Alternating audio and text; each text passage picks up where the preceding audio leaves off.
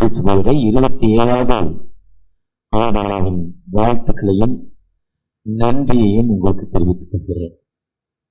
ஆண்டவருடைய சமாதானம் உங்களோடு இருப்பதாக.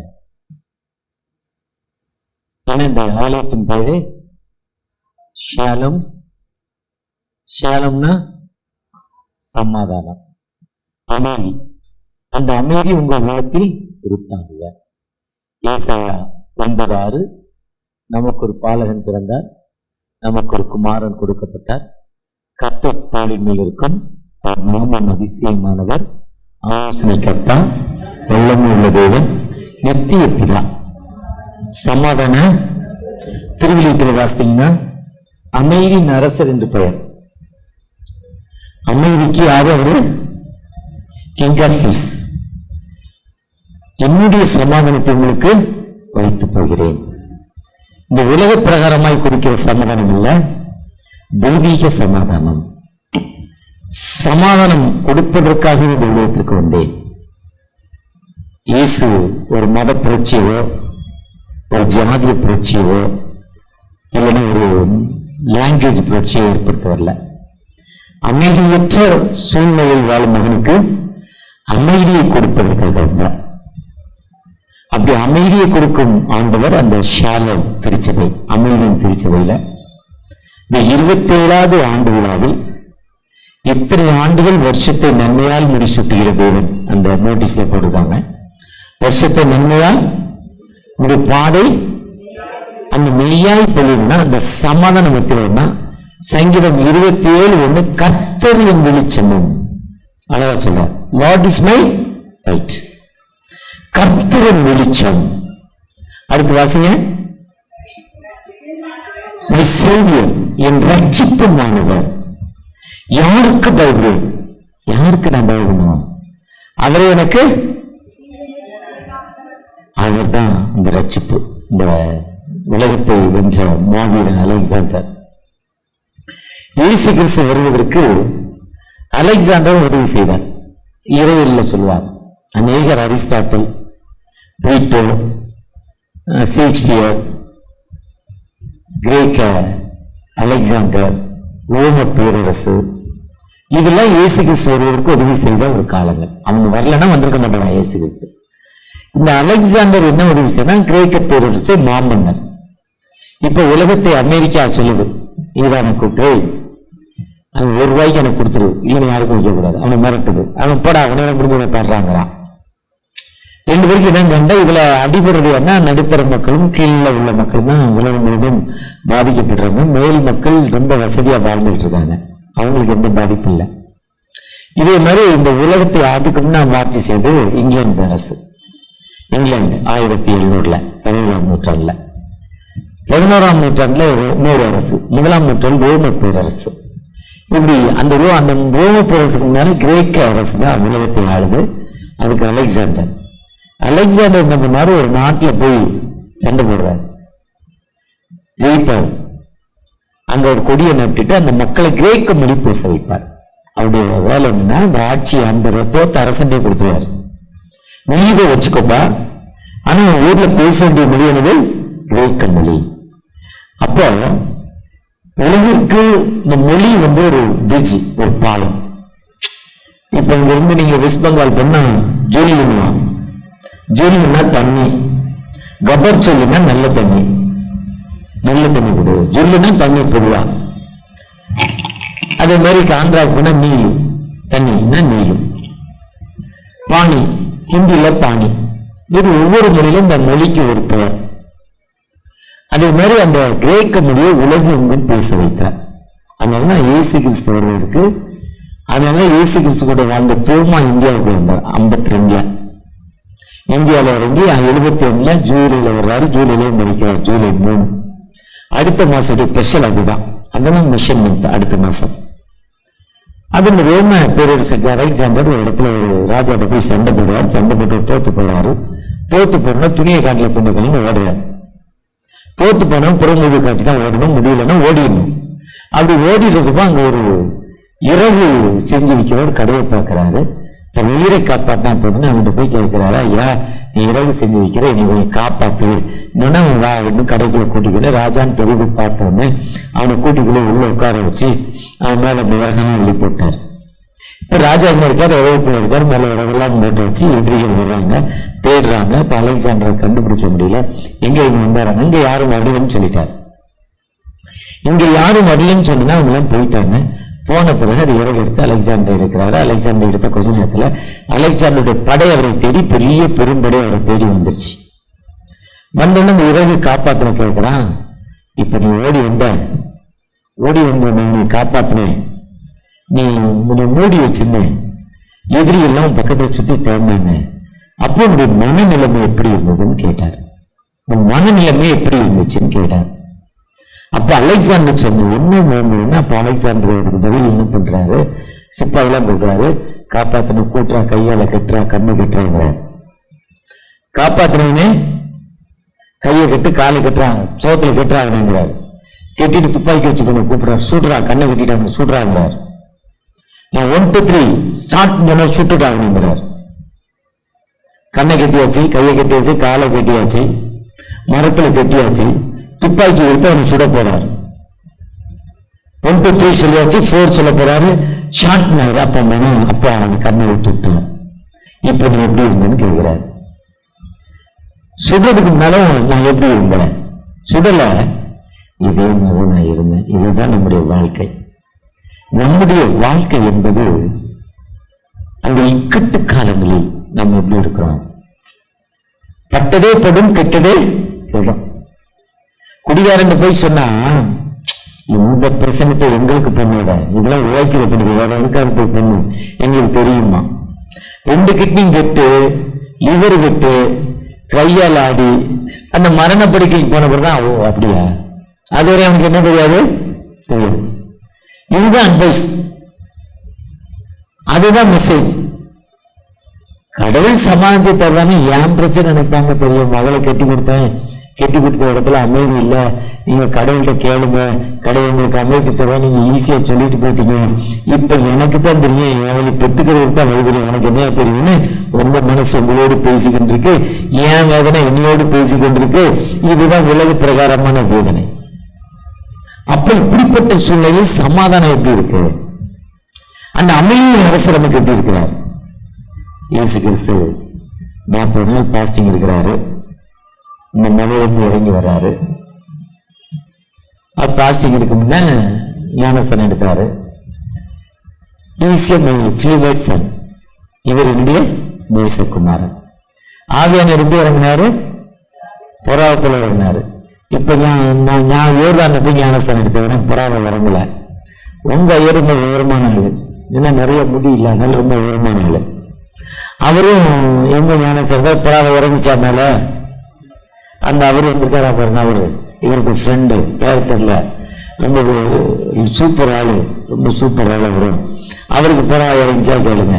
ஆனா இயேசு கிறிஸ்துக்கு என்ன இறங்கிச்சு, புறா இறங்கிச்சுல, பவர். நான் பத்தி ரொம்ப ரொம்ப சூப்பர் மேன் ஜீசஸ். இறங்கின இயேசு கிறிஸ்து பசியோட வர்றார். பசியோட வர்றப்ப அப்பதான் சோதிக்கிறதுக்கு சாத்த வர்றான்.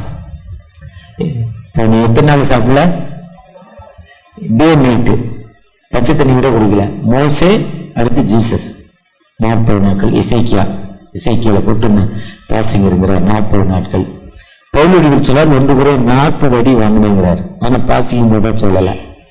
இப்ப பசி முகம் தெரியுது, அகத்தின் அழகு பசி அழகா தெரியும், டயர்ட் தெரியும். என்னப்பா சாப்பிடலையா, பார்த்தோன்னே அகத்தின் அளவு முகத்துல தெரியுங்கன்னா என்ன பிரச்சனை, என்ன கவலை உனக்கு, சாப்பிடலையா நீ. அப்ப அதைத்தான் சாத்தான விட்டு ஏன் கவலைப்படுற, உங்க கடவுள் யாரு, கிரேட். நடந்து வந்தாங்க, என்ன 33 12 நீரூற்றுகள் 20 பேரிச்சம்பழம் இருந்துச்சுல, மாறால நடந்து வந்தாங்க, தண்ணிய கசப்பார தண்ணிய தித்திப்பா மாத்தினார்ல, மலையை போய் அடினார், தண்ணி வந்துச்சு. சோறு இல்லடான்னு கேட்டாங்க, சோறு இல்லைன்னு கேட்கிறப்போ காடை வேணும்னா காடை வேணா, கீழ் காத்து வீசிச்சு, 6 முழத்துக்கு காடை விழுந்துச்சு, நல்லா சாப்பிட்டான். கடவுள் அப்படி கடவுள் தானே.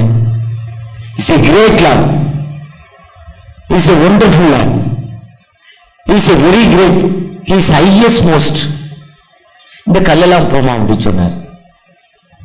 அப்ப அவர் சொன்னாரு, விசுவாசத்தினால் நீதிமான் தேவனுடைய ஒவ்வொரு வார்த்தையும் அப்பந்தான். உணவு ஒரு முக்கியம் இல்லை. மோசே 40 நாட்கள் பாஸ்டிங் அந்த சீனாய் மலையில இருந்தான்னா, சீனாய் மலைக்கு போனவங்களுக்கு தெரியும். யார் போயிருக்கீங்களோ தெரியல, ஒரு சிலர் போயிருக்கலாம். ஒரு 2.5 மணி நேரம் நடந்து போனோம். பயங்கரமான இருட்டில் கூட்டு போனாங்க. என்னைய வழியில செடியோ புல்லோ இல்லை. அங்க போய் சேரப்ப பல பல பல விடியுது. சன்ரைசிங் கன்னியாகுமரியில போய் பார்க்க போறோம். அதே மாதிரி அந்த மலையில போனா சன்ரைசிங் தெரியும். அந்த டைமிங்க்கு அந்த பூமியை கிழிச்சுக்கிட்டு அந்த நிலாவானது, அந்த சூரியனாவது வெளிவரா சன்ரைசிங். அந்த சன்ரைசிங் அந்த சில செகண்ட்ல, சில நிமிஷங்களில் 6:1 6:2 6:3 வருதுங்கிறான். நமக்கு நான் கன்னியாகுமரியில் சொல்ற மாதிரியே ரேடியோல சொல்லுவாங்க, இன்னைக்கு சன்ரைசிங் டைம் தான். அந்த டைமுக்கு வந்த சில நிமிஷங்களில் உடல் எல்லாம் வெக்க ஏறிடுது, அவ்வளவு சூடு. ஏன்னா அந்த மலையில எங்கேயுமே மரம் செடி கொடி எதுவுமே இல்லை. மரம் செடி கொடி எங்க இல்லைன்னா அங்க நீர்நிலைகள் இல்லை, தண்ணி இல்லை. தண்ணி இல்லைன்னா மரம் செடிகள் கொடிகள் வளராது. அந்த மரம் செடிகள் கொடிகள் வளராத இடத்துல மனுஷன் வாழ முடியாது. அதுலதான் 40 நாட்கள் மோசே இருக்கார் பாஸ்டிங். அதுதான் அந்த கிரேட்டு. கடவுள் ஒரு ஒளியா அவருக்கு ஒரு தரிசனம் கொடுக்கிறார். நீங்களும் 40 நாட்கள் பாஸ்டிங், 47 நாள் நம்ம ஹாஸ்பெண்டேல 47 நாள்ல உப்பு வைக்க மாட்டோம், இல்லை மாமிசம் சாப்பிட மாட்டோம், இல்லை ஒரு வேளை சாப்பிட மாட்டோம் ஒரு நாளைக்கு. ஒரு சிலர் 2 வேளை சாப்பிட மாட்டாங்க. ரொம்ப ரேர் ஜூஸ் குடிச்சுக்கிட்டு இருப்பாங்க, ஜூஸ் தண்ணி குடிப்பாங்க. 40 நாட்கள் மொத்தமா பாஸ்டிங் இருக்கிற மக்கள் ரொம்ப குறைவு.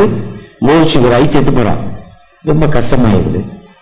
அவங்க நம்ம ஊதிய நண்பர்கள் இருக்காங்க 30 நாட்கள்.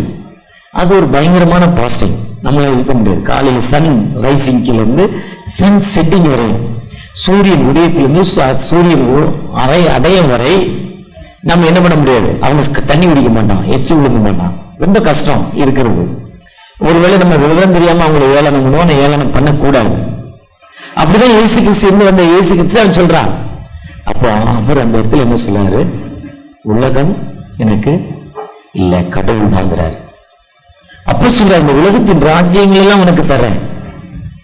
இந்த உலகத்துல என்னென்ன நீ விரும்புறியோ, வீடு வாசல் மனைவி குடி எல்லாம் தேற்ற உனக்கு எல்லாமே தர்றேன், நீ வந்துரு. அப்ப இதை இச்சையாக இருப்பாயாக. 3வது சொல்றார், டெஸ்ட் பண்ணு கடவுளை, மேல இருந்து கீழே குதிங்கிறார். அதுல இயேசு கிறிஸ்து விழுறாரான்னு பாக்குறார். இதுதான் ஞானஸ்தானம் பெற்றுக்கொண்ட நீங்கள் நானும் கடவுளை நம்ம சோதிக்கிறப்போ அண்ணன் சொத்து கொடுக்கலன்னு என்ன பண்றோம், கேஸ் போடுறோம். தம்பி சொத்து கொடுக்கலன்னா என்ன பண்றோம், கேஸ் கொடுக்குறோம். அக்கா அம்மாவை ஏமாத்தி வாங்கிச்சுன்னு என்ன பண்றோம், கேஸ் கொடுக்குறோம். அம்மா அப்பா சோறு போடாம என்ன பண்றோம், இப்படி கஷ்டங்கள்லாம் நம்ம செஞ்சுக்கிட்டு இருக்கோம். இதெல்லாம் ஆண்டோடைய சோதனை. எந்த சோதனையில் ஜெயிக்கிறப்பதான் அந்த அமைதி நரசர் உங்களோடு இருப்பார். இதெல்லாம் எனக்கு வேண்டாண்டா, நான் சிலுவையில போய் தாண்டா ஜெயிப்பேன்னு அவர் சிலுவையில போய் ஜெயிக்கிறார் பாருங்க. அந்த ஜெயிக்கிற ஜெயந்தான் அவருக்கு விடுதலைங்க. ஒருவேளை அதுதான் உலகத்தை ஜெயித்தார். அதுதான் இயேசு கிறிஸ்து உலகத்தை ஜெயித்து உங்களுக்கு எனக்கு ஒரு பெரிய வாழ்வை கொடுத்த இயேசு கிறிஸ்துவாய் வந்தார். ஒருவேளை அந்த சிலுவை மரம் என்பது அவருக்கு தெரியும். அதுதான் அவர் ஜெபம் பண்றப்ப கேட்கிறாரு, இந்த பாடுகள், இந்த காரியம் என்னை விட்டு நீங்க கொடுமானால் நீங்கட்டும். இந்த பாத்திரம், ஏன்னா உலகத்தின் பாவங்கள் மேல கொட்டுறப்போ பிதாவுக்கும் அவருக்கும் உள்ள பார்வை துண்டிக்கப்படுது. அந்த சமாதான குறைவுல என் தேவனே என் தேவனே ஏன் என்னை கைவிட்டீங்க. அப்ப இந்த அமைதியின் திருச்சபையில இந்த ஷாலோம் மினிஸ்ட்ரிக்கு வந்திருக்கிற நீங்கள் நானும், 27 ஆண்டுகள் கடந்து வந்திருக்கிற நீங்கள் நானும், உலக பிரகாரமாய் எவ்வளவோ பாடுகள் எவ்வளவோ வேதனைகள் மத்திருக்கிற நீங்கள் நானும் ஆண்டவரை நோக்கி என் தேவனே என் தேவனே ஏன் என்னை கைவிட்டீங்க. கர்த்தரின் வெளிச்சம், யாருக்கு பயப்படுவேன். கர்த்தரின் ரட்சிப்புமானவர், அவர் எனக்கு கேடகமானவர். Is my shield. எனக்கு கேடகமானவர்னு சொல்றப்போ அந்த ஆண்டவரை நோக்கி நீங்க பார்த்து எத்தனை இந்த வேதனை, இந்த திருச்சபை வளர்ப்பதற்கு எவ்வளவு ஒரு கஷ்டத்தின் மத்தியில் வந்திருப்பீங்க. உங்கள் யாவருக்கும் என்னுடைய உள்ளத்தின் ஆழத்திலிருந்தும் என்னுடைய குடும்பத்தின் சார்பிலும் national missionary society of India, இந்தியாவில் பழமை வாய்ந்த 125 ஆண்டுகள் பழமை வாய்ந்த மிஷன் சார்பாகவும் இவாஞ்சலிக்கல் சர்ச் ஆஃப் இந்தியாவுடைய அநேக போதர்கள், மூத்த போதர்கள், நெருங்கிய நண்பர்கள் வந்திருக்காங்க. அவர்கள் சார்பாகவும் உங்களை அன்போடு இந்த வாழ்த்துக்களை தெரிவித்துக் கொள்கிறேன். கர்த்தர் உங்களை ஆசீர்வதித்து பாதுகாப்பாராக. இந்த அமைதியின் அரசர் எப்பவுமே கூட வருமா, உலக பிரகாரமா எத்தனையோ பாடுகள் உண்டு, வேதனைகள் உண்டு. அந்த வேதனையின் மத்தியிலும் கர்த்தருக்கு காத்திருக்கிறவர்கள் புது பலனடைந்து கழுவை போல செட்டையிலிருந்து பறந்து செல்வார்கள். வார்த்தைப்படி நீங்க ஆண்டவருக்காக நீங்க எல்லாரும் கர்த்தருடைய சன்னிதானத்துல காத்திருந்து ஜெபிக்கிறப்போ எல்லா நிலையில உயர்த்த மாட்டோம். கர்த்தரை துதியுங்கள், அவர் நல்லவர். இடைவிடாமல் ஜெபம் பண்ணுங்கள். Continue to the prayer. இடைவிடாமல் ஜெபம் பண்ணுங்கள். எப்பொழுதும் கர்த்தரை துதித்துக் கொண்டே இருங்க. எல்லாவற்றுக்கும் தோத்திரம் செலுத்துங்கள். இதுதான் வேதத்துடைய பேசிக். நம்மளுடைய எஸ்கார்ட், நம்மளுடைய நல்ல பவர்.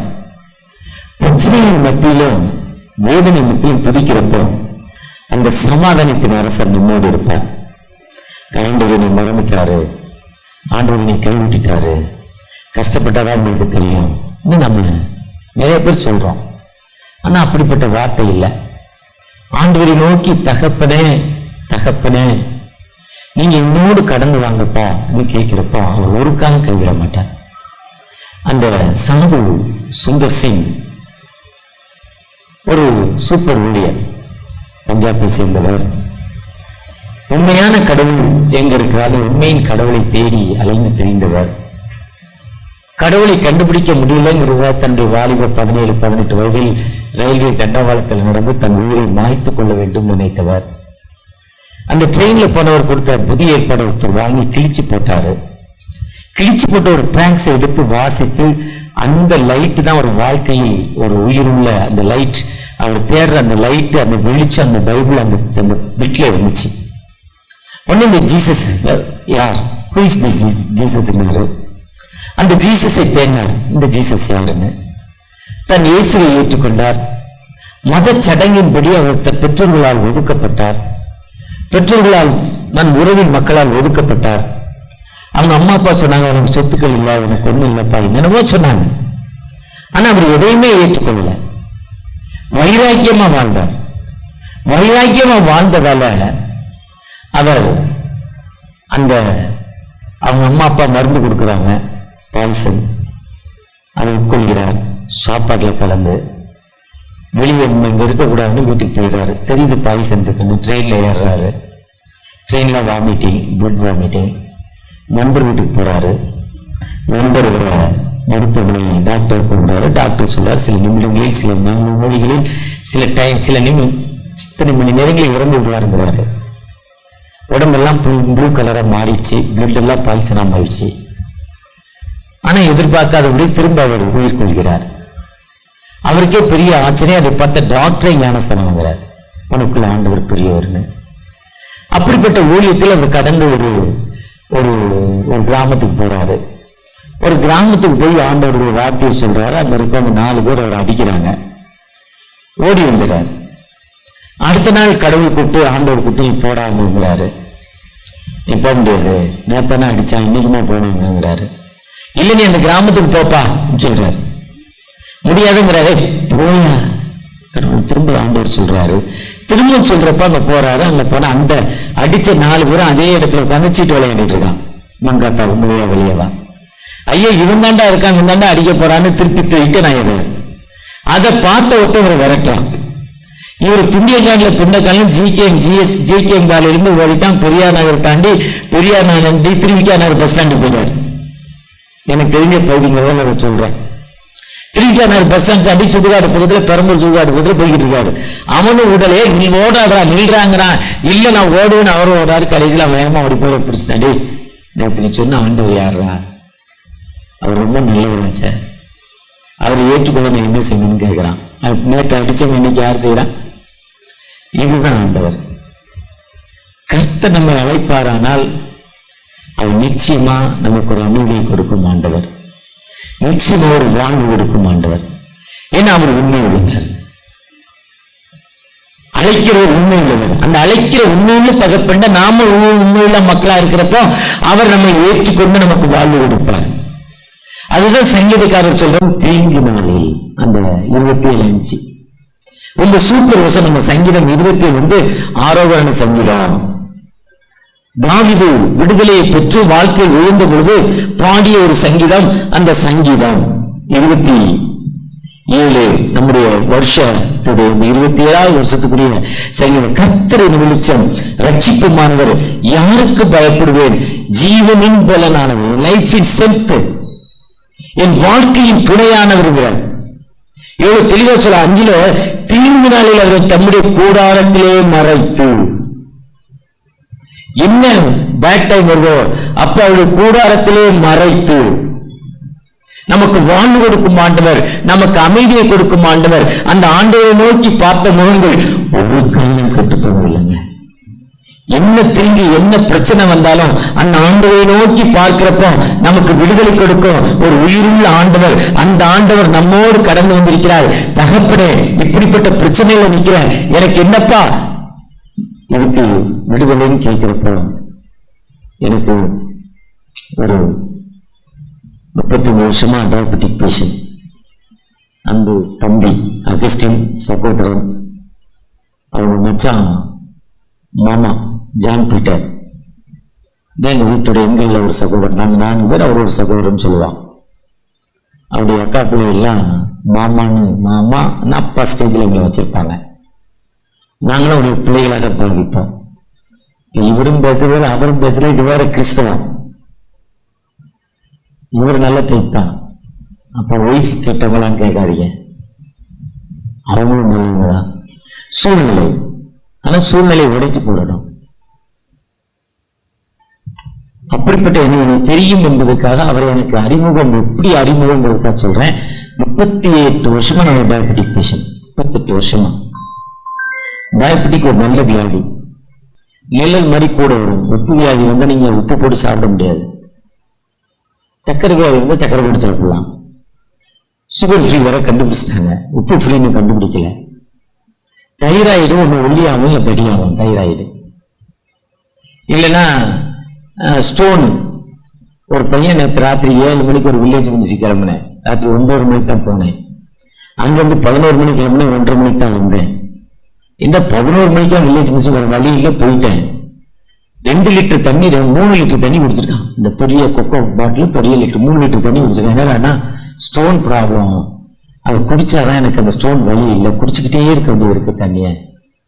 அளவுக்கு மிஞ்சி தண்ணி குடிச்சா கிட்னி ஃபெயிலியர் ஆயிடும், லோடு அதிகமாகிடுது கிட்னிக்கு. இப்படி ஒரு சில வியாதி. அதே மாதிரிதான் சுகர் கூட வரும், நிழல் மாதிரி ஒண்ணுமே பண்ணாது. கொஞ்சம் கொஞ்சம் சாப்பிட்டா ஒரு 2 வருஷத்துல கண்ணு போயிடும், 2 வருஷத்துல கிட்னி போயிடும், கையால் அதாவது இந்த என்ன அட்டாக் வந்துடும், பேரல் அட்டாக் வந்துடும், ஹார்ட் அட்டாக் வந்துடும், லிவர் ஃபெயிலியர் ஆகிடும், இப்படிலாம் வரும். ஆனா இதெல்லாம் தாண்டி தாண்டி தாண்டி ஒரு சராசரி மனிதனா இன்னைக்கு 66 வயதுல கிட்னி ஃபெயிலியர் ஆனாலும் அந்த கிட்னி திரும்ப ஒரு சராசரி மனிதன் கிட்னியை போல வேலை செய்ய வச்சு கிட்னி டயாலிசிஸ் கண்டிஷன் 6 மாசம் தான் இருக்குன்னு சொல்லியும், ஆனால் அந்த 6 மாசத்துக்கு அப்புறமும் ஒரு 18 வருஷம் 20 வருஷம் போய் அந்த கிட்னி நல்லா வேலை செஞ்சுட்டு இருக்கு. ஒருவேளை இந்த கண்ணு ஃபெயிலியர் ஆகி உள்ள பிளட் நாளங்கள் எல்லாம் அந்த பிளட் வெயிட்ஸ்லாம் அந்த வெடிக்கிற கண்டிஷன் அப்படியே தடிச்சிருக்கு, சுகர் அதிகமாகி. ஆனா அதுவும் ஒரு 20 வருஷமா அப்படியே இருக்கு, அது வெடிச்சா கதை தெரியாது. ஆனா அப்படிப்பட்ட நிலைமைக்கும் போகாம ஆண்டவர் இதுவரை பாதுகாத்து வந்திருக்கிறார்னா அவர் தம் பூங்கினாலில் தன்னுடைய கூடார மறைவிலே வளர்த்து எனக்கு சமாதானத்தை கொடுத்த ஆண்டவர் உங்களுக்கு சமாதானத்தை கொடுக்க மாட்டாரு. அந்த ஆண்டவர் விடுதலை கொடுக்கிற ஆண்டவருங்க. அந்த ஆண்டவரை நோக்கி பார்க்கிறப்போ அந்த ஆண்டவர் நிச்சயமாகவே ஆண்டவரை நம்புறவங்க யாருமே என்ன பண்ணல, வெட்கப்படல. அந்த ஆண்டவரை நோக்கி தகப்பனே எனக்கு ஒரு விடுதலை கொடுங்கன்னு கேட்கிறப்போ நிச்சயமா அவர் விடுதலை கொடுக்கும் ஆண்டவர். ஏன்னா கடந்த நாளில் ஒரு வாட்ஸ்அப் கேட்டேன், புத்தர், இயேசு, காந்தி 3 ஈக்குவல் பவர்னுவாங்க. ஏன்னா இந்தியாவில் காந்தியோட படம் பட்ட நோட்டு இல்லைன்னா என்ன பண்ணாது, செல்லாது. அவர் பிறந்த நாள் அக்டோபர் 2 லீவு இந்தியா முழுவதும். இந்தியாவின் தேச தந்தை மகாத்மா சொல்றாங்க. எதுக்குன்னா அவர் வாழ்க்கையில் உண்மை மட்டும்தான் நேசித்தார். ட்ரூத் மட்டும்தான் உண்மை. கடவுள்னார். உண்மை இருந்தா ஒரு மனுஷன் அங்க கடவுள் இருக்கிறார். அவருடைய கொள்கை தான், உண்மைதான் கடவுள். கடவுள் உண்மை இல்லைம்பார். மகாத்மாவை பத்தி எழுதுனா, மகாத்மா காந்தியம் பார்த்து MA ஸ்டடிஸ் மிச்சிகா யூனிவர்சிட்டியில ஒன்று இருக்கு, அதில் நான் பாஸ் பண்ணியிருக்கேன், MA வாங்கியிருக்கேன். அதுல உண்மைதான் கடவுள், கடவுள் உண்மை இல்லைன்னு எழுதினாதான் பாஸ் பண்ணவே முடியும். அப்ப கடவுள் இல்லைன்னு சொல்ற நாஸ்திகனா நீங்க கேட்காதீங்க.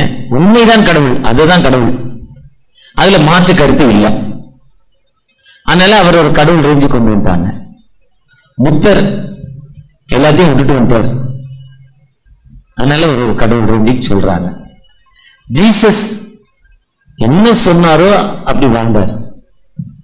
ஊழியத்தை முதல்ல சொன்னேன், ஊழியத்துக்கு வந்தாரு. சாத்தா நீ ஏன் 33 வருஷம் சிலுவைக்கு போற, அந்த உலகத்தை இப்ப தந்துடுறேன்னாரு, அந்த ஆசையை இப்ப தந்துடுறேன்னாரு. அவர் சொன்னாரு, இல்ல, சிலுவை எடுத்துக்கொண்டு அனுதினம் செல்ல வேண்டும், சிலுவை பின்பற்றாத என்னை பிடிக்க முடியாது.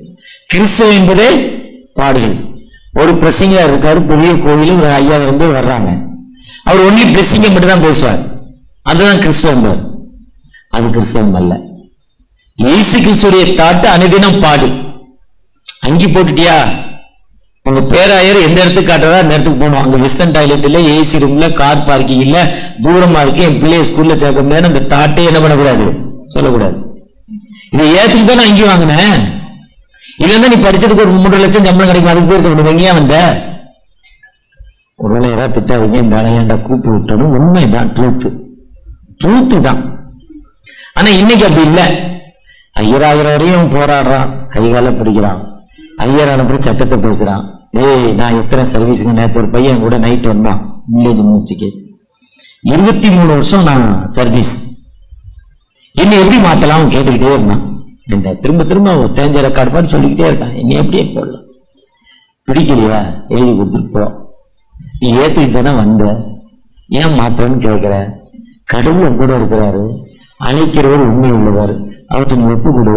அவர் அழைச்சவருடைய ஆக்குனா அங்க உன்னை சீமான் ஆக்கிட்டு போறாரு. நேற்று கூட நினைச்சேன், பாஸ்டர் ஏசன்னா 45 வருஷத்துல 950 church, father of bishop 10,000 church, என்னையில முடியுமா? முடியாது.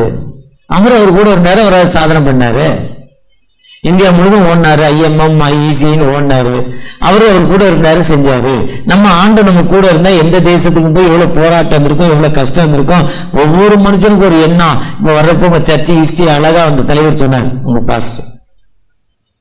இந்த போராட்டத்தின் மத்தியில் ஜெயிச்சு வரதான் போராட்ட உலகத்தில் உபத்திரம் உண்டு, ஆனாலும் நான் உலகத்தை, யோவான் 16:33. போராட்டம் இல்லைன்னா மனுஷன் இல்லைங்க. அந்த போராட்டத்தின் மத்தியில் புத்தர் அவரை சொல்றாங்க, இயேசு என்ன போராட்டம் அதை அனுபவித்தார்.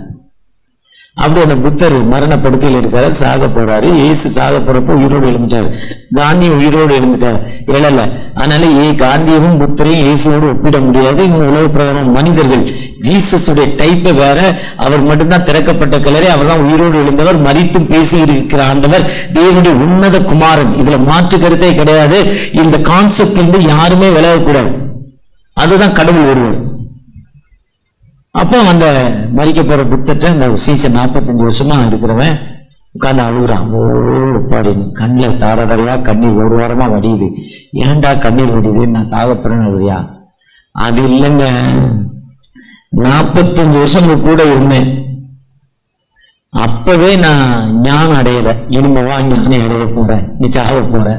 அப்பவே நீ உனக்கு உனக்கு சொல்லி கொடுக்கல. என்னதானா நீ சாகுறது நினைச்சல, விதி முடிஞ்சது. மனுஷன் ஆயுசு நாட்கள் 70, சங்கீதம் 90, 10, அதுக்கப்புறம் 80, அதுக்கப்புறம் உபத்திரமும் சஞ்சலமும், அதுக்கப்புறம் அது வேற கதையை வேற, அந்த கான்செப்ட் வேண்டாம். அப்படிப்பட்ட நிலைமை அதெல்லாம் இருக்கக்கூடாது, பொட்டுன்னு போயிடணும். அதுக்கப்புறம் இருக்க ஆசைப்படக்கூடாது, மாத்த பண்ணி சாப்பிடக்கூடாது, ஒழுங்கா சாப்பிட டக்குன்னு கடவுள்கிட்ட கேட்கணும், போயிடணும். அப்படி அவர் சொல்றப்ப அவர் சொன்னாரா, அப்ப அது ஒண்ணு இல்லடா, ஞான திருஷ்டி பண்ண என் கூட 45 வருஷம் ஞான திருஷ்டி பண்ண முடியாது, நீ அப்போ திப்போ பவ அதை தெரிஞ்சுக்கொண்டாரா. அப்போ திப்போ பவன்னாரா. அப்படின்னா என்ன அர்த்தம்னா, உனக்கு நீயே அடைக்கலாம், உனக்கு வாழ்வு நீந்தான். அதுதான் ஜீசஸ் மாடல். இயேசு தனக்கு இருப்பவர்களை விட்டு தரித்திருக்க கொடுனார், கொடுத்துட்டார். அவரு கொடுத்ததாலதான் அம்மாவுக்கு சோறு போட வழியில அந்த சீசனுக்கு கொடுத்துட்டாரு. அந்த சீசனுக்கு மட்டும்தான் மரணப்படுக்கை, ஜிஸ்லுவே இல்லை. இயற்கை மரணம் 83 வயது. ஏன்னா அங்க அம்மாவை பார்த்துக்கிட்டாரு. அம்மாவை எவன் பார்த்துக்கிட்டானோ, அம்மா அப்பாவுக்கு எவன் சோறு போட்டானோ ஒரு மரண சிலுவை தண்டனை இல்லை. இது பைபிள். மாமியாரை மட்டும் பார்த்து அம்மா அப்பாக்கெல்லாம் வேஸ்ட், அம்மா மட்டும் பார்த்து மாமியாரை பார்க்கலாம் வேஸ்ட். 2 பேருக்கும் நீங்க அந்த குமாரன். அதான் உனக்கு நீயே அடைக்கலாம். அடுத்து உனக்கு நீயே சரணாலயம். நீ உன்னை சோதித்துப்பார். சரணெல்லாம் போய் ரெஸ்ட் எடுக்கிற இடம், பறவைகளுடைய சரண ரெஸ்ட் எடுக்கிற இடம். அந்த ரெஸ்ட் எடுக்கிற இடத்துல தன் பிள்ளைகளை உணர்வன் யார்? பாவங்களை அரைக்கிறவன் மறைக்கிறவன் வாழ்வடைய மாட்டான், இரக்கம் பெறுவான். இதுதான் சரணாலயம். கர்த்தருடைய சன்னிதானத்தில் இயேசு கிறிஸ்து ஆண்டவரை நோக்கி அந்த பாவங்கள் கொட்டப்பட்டது போது, என் தேவனே என் தேவனே ஏன் என்னை கைவிட்டீங்க, எதுக்கு நீங்க என்னை கைவிடணும் கேட்டார்ல. நம்ம ஏன் கேட்கக்கூடாது? அதுதான் சாலமோன் ஆலயத்தை திறந்த பொழுது, அந்த ஆலயத்தை திறந்து, உன் தேசத்துல மழை இல்லையா, உன் தேசத்துல பஞ்சமா, உன் தேசத்துல கொள்ளை நோயா, பயப்படாத, என் நாமம் பற்றி தரிக்கப்பட்ட ஜனங்கள் தங்களை தாழ்த்தி என்னை நோக்கி ஜெபம் பண்ணி என் முகத்தை தேடி தன்னுடைய பொல்லாத வழியை விட்டு என்னை திரும்பினார். இட்டன் பூமி உன்னுடைய கெட்ட நடவடிக்கையை விட்டுட்டு திரும்பு. இந்த இடத்துல கடவுளை தேட அமைதியின் அரசர் ஆலயம் சொல்றீங்கல்ல, இங்க நம்ம கடவுளை தேடுவோம். எனக்கு கடவுள் இந்த புலப்படல இல்லைன்னா என் ஏதோ ஒரு தவறு இருக்கு, அந்த தவறை விட்டுட்டு திரும்ப. அதுதான் சொல்ல, நீயே உனக்கு சரணாலயம். அடுத்து சொல்ல, நீயே உனக்கு புகலிடம். இந்த உலகத்துல கணவனோ மனைவியோ அம்மாவோ அப்பாவோ பிள்ளைகளோ யார் மேல புகலிடம் இயேசு. இயேசுங்கிற ஒரு நபர்கிட்ட நம்ம செட்டில் ஆயிட்டோம்னா, நீ முதல்ல உன்னைய சரி பண்ணுப்பா, லாபத்திலிருந்து விடுதலை பெறு, தண்ணிக்குள்ள முங்கி வெளியே வா, பரிசுத்தமாகு. இளையகுமாரன் போனாரு, சொத்தெல்லாம் கடை முடியாரு அப்பாட்ட, நீ வேஸ்டானாரு அப்பன. இதுதான் எல்லா பிள்ளைகளும் சொல்லிட்டு இருக்கு இன்னைக்கு. என்னை மாதிரி 65 வயசு உள்ளவனுக்குலாம் அந்த அனுபவம் தெரியும். நிறைய காசு வச்சிருக்கவனுக்கு ஒண்ணு இல்லாதவனுக்கு வெளியேற்றி விட்டுருவான். அது வேற, இருந்தா விட மாட்டேக்கான், இல்லைன்னா ஒண்ணு இல்லாம வெளியேற்றி விட்டுருவான். இதாவும் நடக்கு. ஆனா அந்த நேரத்திலையும் நம் ஆண்டவரை நோக்கி தகப்பனே எனக்கு வாழ்வு கொடுங்கன்னு கேட்கிறப்போ, அந்த அமைதி நரசன் உள்ளத்துல வந்திருக்கிறாரு. ஏன்னா அவர் அமைதியை கொடுப்பதற்காகவே வந்தார், சமாதானத்தை கொடுப்பதற்காக வந்தார். இந்த உலக பிரகாரம் சமாதானம் இல்லை, உங்களுக்கு சமாதானம். அந்த அமைதியை கொடுப்பதற்காக உலகத்துக்கு வந்த ஆண்டவற்ற நீங்கள் நானும் இந்த ஷாலும் திருச்சபையுடைய 27வது வருஷத்து ஆண்டு விழால கர்த்தர் என்ன நினைச்சாங்க, you are a my light. ஏன்னா எந்த மனுஷரையும் பிரகாசிக்கிற ஒளியே அந்த மெய்யான ஒளி, அவருக்குள் ஜீவன் இருந்தது, அந்த ஜீவன் மனுஷராக இருந்தது, நான் உலகத்திற்கு வெளிச்சம் என்று சொன்ன ஆண்டவர், அந்த ஆண்டவர் என் வாழ்க்கையில் ஒரு வெளிச்சத்தை கொடுங்கப்பா, எனக்குள்ள இருளை நீக்கித்தாங்க.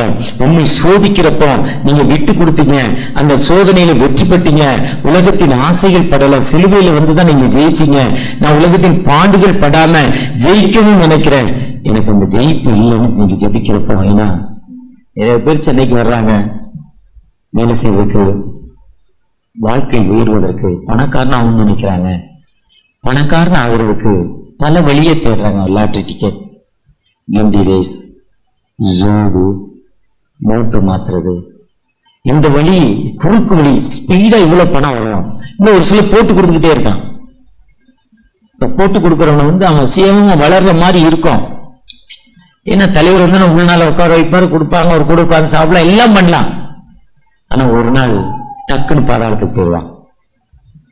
இது வாழ்க்கையில் முன்னேற்றம் இல்லை.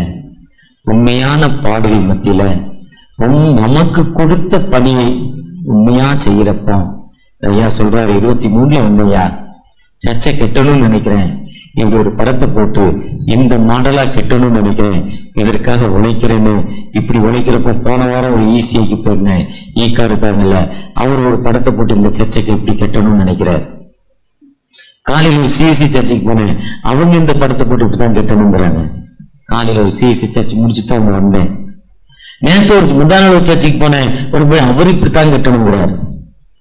நம்ம ஆண்டவரை நோக்கி ஓடிக்கிட்டு இருப்போம். நமக்கு நிமித்திருக்க நோட்டத்தில் பொறுமையோடு ஓடுவோம். ஆண்டவனுக்கு வாழ்வு கொடுக்கும் ஆண்டவர், அந்த ஆண்டவர் உங்களை உயர்த்தும் ஆண்டவர். கொடுத்த வேலையில நீங்க உண்மையா இருங்க, அந்த அமைதி உங்களுக்கு கொடுக்கும் ஆண்டவர். நீங்க உண்மையா இருங்க, அந்த வேலையில நீங்க பணி செய்கிற இடங்கள்ல உண்மையா இருங்க, உங்க வேலையில உண்மையா இருங்க, கணவருக்கு உண்மையா இருங்க, பிள்ளைகளுக்கு உண்மையா இருங்க. அந்த உண்மையா இருக்கிறப்போ அந்த நிலையில் உயர்த்தும் ஆண்டவர். கொடுத்த பணியில உண்மையா இருக்கிறப்போ அந்த ஆண்டவர் உங்களை உயர்த்தும் ஆண்டவர். அந்த ஆண்டவர் நம்மோடு கடந்து வந்திருக்கிறார். அந்த ஆண்டவர் நோக்கி, தகப்பனே எனக்கு ஒரு அமைதியை தாங்க, எனக்கு ஒரு விடுதலை தாங்க தகப்பனே நோக்கி பார்ப்போமா. என் கோட்டையே ஆராதனை உமக்கே,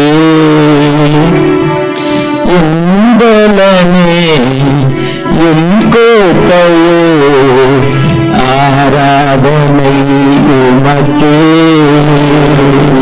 என் மறைவிடமே என் உறைவிடமே ஆராதனை உமக்கே.